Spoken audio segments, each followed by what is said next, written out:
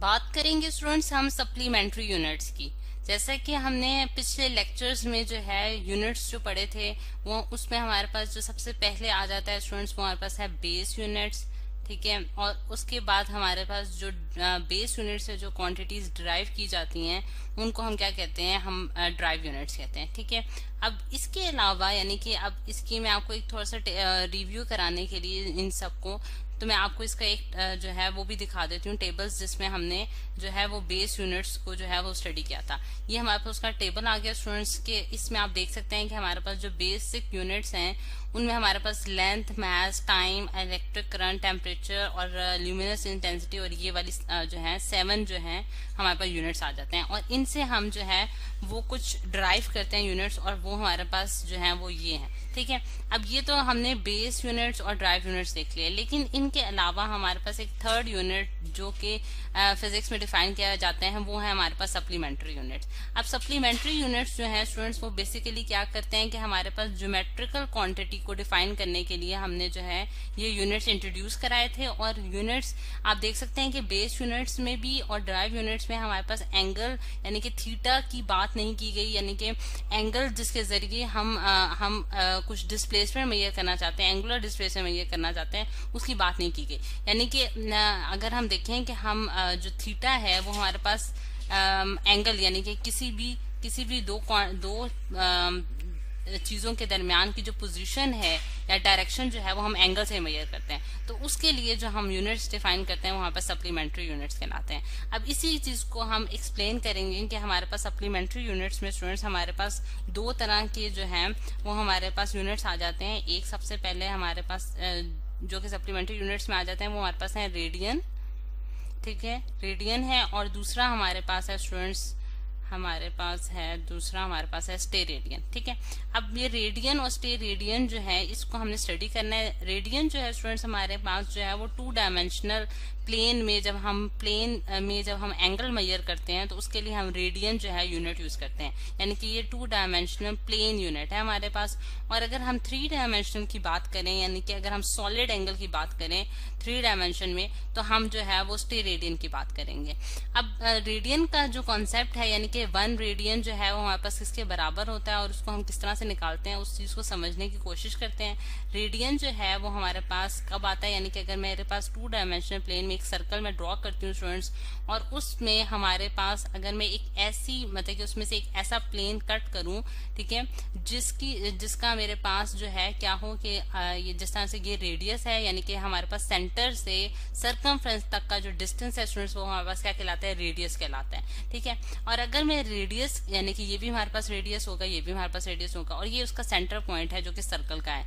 अगर मैं ये जो आर्क लेंथ, ये जो आप आर्क लेंथ देख रहे हैं, यानी कि जब हमारे पास जो आपको थोड़ी सी एक टिल्टेड यानी कि स्ट्रेट नहीं है बल्कि आर्क शेप में जो आपको लेंथ नजर आ रही है, अगर ये लेंथ जो है हमारे पास रेडियस के बराबर हो जाए यानी कि आर के बराबर हो जाए, यानी कि यहाँ से यहाँ तक का जो हमारे पास डिस्टेंस है स्टूडेंट्स, अगर मैं ए से बी तक का डिस्टेंस कहती हूँ, ए से बी तक का जो हमारे पास डिस्टेंस है वो हमारे पास ओ ए के बराबर आ जाए, यानी कि A B is equal to O A के हमारे पास बराबर आ जाए, तो हम ये कहेंगे कि ये जो एंगल है यानी कि ये जो एंगल है थीटा, ये हमारे पास किसके बराबर हो जाएगा, 1 रैड के बराबर हो जाएगा। और रैड जो है वो हमारे पास इसका जो है वो सिंबल है, यानी कि हम जो इसके लिए रेडियन के लिए जो शॉर्ट फॉर्म यूज करते हैं वो रैड की RAD। ठीक है, अब ये जो है स्टूडेंट्स यानी कि theta is equal to 1 rad जो है वो हमारे पास इस तरह से आता है कि अगर हमारे पास जो आर्क लेंथ है यानी कि यहाँ से यहाँ तक ए से बी तक वो हमारे पास जो है वो रेडियस की लेंथ के बराबर आ जाए। और इसके लिए हम ये भी देखते हैं कि हमारे पास जो S is equal to R theta का स्टूडेंट्स फॉर्मूला है, उसके जरिए अगर मैं theta is equal to S divided by R लिखूं, और R जो है वो जो S जो है स्टूडेंट्स हमारे पास किसके बराबर है, आर्क लेंथ के बराबर है, और क्योंकि वो भी रेडियस के बराबर आ जाती है तो इसलिए हम ये कहते हैं कि 1 रैड के बराबर है। और इसमें स्टूडेंट्स हमारे पास एंगल थीटा यानी कि थीटा एंगल हमारे पास किसके बराबर होगा तो वो हम देखते हैं कि हमारे पास 57.3 डिग्री के बराबर आता है, यानी कि थीटा इज इक्वल टू अगर 57.3 डिग्री हो जाए तो हमारे पास 1 रेडियन के बराबर आ जाता है। और ये जो 57.3 डिग्री है ये हम नेक्स्ट लेक्चर्स में देखेंगे कि हम इसकी वैल्यू जो है ये किस तरह से कैलकुलेट करते हैं। लेकिन अभी के लिए मैं आपको सिर्फ ये बताना चाह रही हूँ कि हमारे पास 1 रेडियन जो है वो किन किन मतलब किस चीज के बराबर आ सकता है हमारे पास। और ये एंगल जो है वो बेसिकली क्या होता है कि प्लेन में अगर हम एंगल मेजर करें तो हमारे पास 2 डायमेंशन प्लेन में तो हम ये देखते हैं कि हमारे पास 1 रेडियन जो है वो किस चीज के बराबर आता है। अब स्टेयर रेडियन की बात कर लेते हैं। स्टेयर रेडियन में हमारे पास स्टूडेंट्स ये होता है कि हम 3 डायमेंशनल प्लेन में अगर देखें, यानी कि 3 डायमेंशन में आप स्फीयर की बात करेंगे, आप सर्कल की बात नहीं करेंगे। अब यहाँ मैं एक स्फीयर ड्रॉ करने जा रही हूँ, लेकिन आप क्योंकि मैं 3 डायमेंशनल फिगर नहीं बना सकती इसलिए जो है आपने इसको एज अ स्फीयर कंसिडर करना है। ठीक है, ये 3 डायमेंशनल स्फीयर है और स्फीयर के अंदर अगर मेरे पास मेरे पास जो सॉलिड एंगल होगा, यानी कि आप एक कोन की तरह का आप उसमें ड्रॉ करेंगे क्योंकि ये 3 डायमेंशनल स्फीयर है। और उसमें जो हमारे पास स्टूडेंट्स अगर ये centre point of the circle है, ये हमारे पास सेंटर है और इस स्फीयर का, ठीक है, और उसमें मेरे पास ये जो लेंथ है यानी कि सेंटर से लेके उसके सर्कमफ्रेंस तक की जो हमारे पास लेंथ होगी स्टूडेंट्स वो हमारे पास आर के बराबर होगी। यहाँ पे मैं आर लिख देती हूँ, ठीक है। और अगर जो प्लेन का यानी कि ये जो आप देख सकते हैं कि ये वाला अगर मैं इसको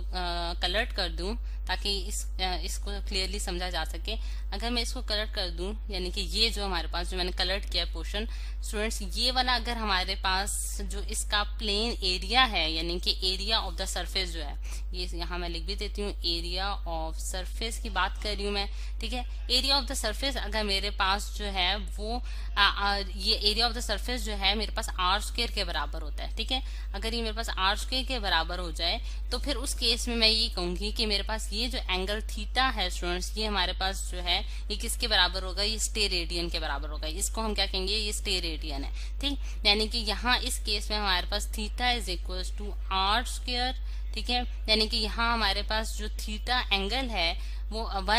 थीटा जो है वो यहाँ मैं लिख भी देती हूँ, थीटा जो है वो हमारे पास किसके बराबर आएगा, 1 स्टेयर रेडियन के। एस आर से हम इसको डिनोट करते हैं स्टूडेंट्स। जिस तरह से हमने वहाँ 1 रेड के बराबर लिखा था, यहाँ 1 स्टेयर रेडियन के बराबर कब आएगा, जब हमारे पास एरिया ऑफ द सरफेस जो है वो आर स्क्वायर के बराबर हो जाए और यानी कि स्क्वायर ऑफ द रेडियस के, यानी कि रेडियस के स्क्वायर के बराबर हो जाए। तो उस केस में हम कहते हैं कि ये जो एंगल थीटा है ये हमारे पास 1 स्टेयर रेडियन के बराबर होगा। अगर हम देखें स्टूडेंट्स कि ये दोनों जो यूनिट्स हैं बेसिकली हमारे पास रेडियन और स्टेयर रेडियन, ये बेसिकली डायमेंशनलेस है। डायमेंशनलेस इनको क्यों कहा जा रहा है, यानी कि ये डायमेंशनलेस यूनिट्स इसलिए कहलाते हैं हमारे पास स्टूडेंट्स कि हम अगर देखें कि जिस रेशो से ये निकाले गए हैं, यानी कि रेशो आप देख सकते हैं कि हमारे पास रेशो क्या होती है कि 2 सेम क्वांटिटीज के दरमियान जो हम लेते हैं, ठीक। यानी कि अगर यहाँ एस को देखें तो वो भी हमारे पास मीटर्स में मेजर किया जाएगा और रेडियस भी हम मीटर में मेजर करेंगे, तो मीटर जो है वो कैंसिल हो जाएगा, इसलिए ये 1 रेड जो है वो एक डायमेंशनलेस यूनिट बन जाता है। बिल्कुल इसी तरह 1 जो हमारे पास रेडियन है वो भी हमारे पास area of the surface divided by the radius के बराबर होता है। तो एरिया ऑफ द सर्फेस जो है वो हमारे पास आर स्क्वायर के बराबर आता है और डिवाइडेड बाय द रेडियस जो है वो भी हमारे पास जो है मीटर्स में मेजर किया जाएगा। इस वजह से हम ये कहते हैं कि हमारे पास ये डायमेंशनलेस क्वांटिटीज है, ठीक। हमारे पास क्या होगी, डायमेंशनलेस, यानी कि इनके कोई अपने जो हैं वो इनकी कोई अपनी डायमेंशन नहीं होंगी। तो ये हमारे पास स्टूडेंट्स एक थर्ड टाइप ऑफ जो हमने आज यूनिट्स पढ़े हैं वो सप्लीमेंट्री यूनिट्स जिन्हें हम कहते हैं, वो हम देखते हैं कि टोटली ज्योमेट्रिकल क्वांटिटीज के लिए डिफाइन किए गए हैं। यानी कि जब हमने ज्योमेट्री से रिलेट करते हैं तो उनके लिए जो यूनिट्स हैं जो कि हमारे पास ना हमें ड्राइव यूनिट्स में नजर आते हैं ना हमारे पास बेसिक यूनिट्स में नजर आते हैं, तो उनको एक थर्ड नाम दिया गया है जिसको हम कहते हैं कि ये हमारे पास सप्लीमेंट्री यूनिट्स हैं।